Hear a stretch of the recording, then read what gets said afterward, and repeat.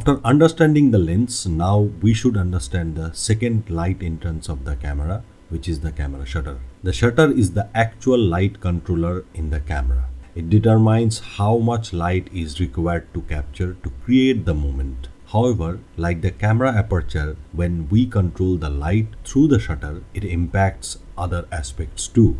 But to understand it, we need to understand how the camera shutter works.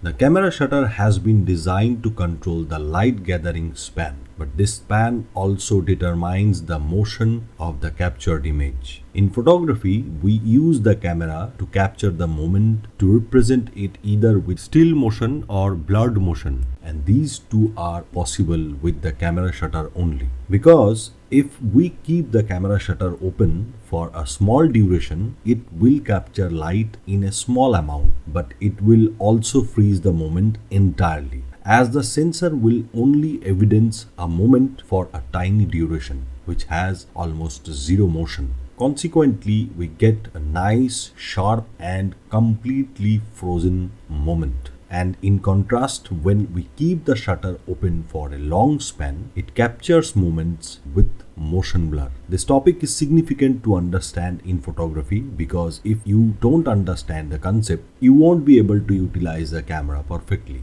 In the guidance program, we have demonstrated this entire topic with such easy examples and illustrations so that you can not only understand but also play with the camera shutter like a professional photographer. However, from the buyer's perspective, you only need to understand the vital aspects of the camera shutter. As of now, just keep in mind the camera shutter can control the amount of entering light, which also impacts image motion. Sometimes the shutter is also responsible for camera shake that may impact the image sharpness when capturing something with lower shutter speed.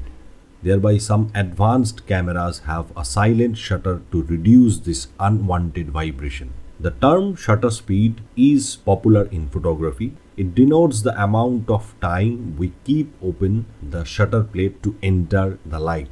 The quality of shutter plate also impacts the snap taking capacity of the camera shutter per second.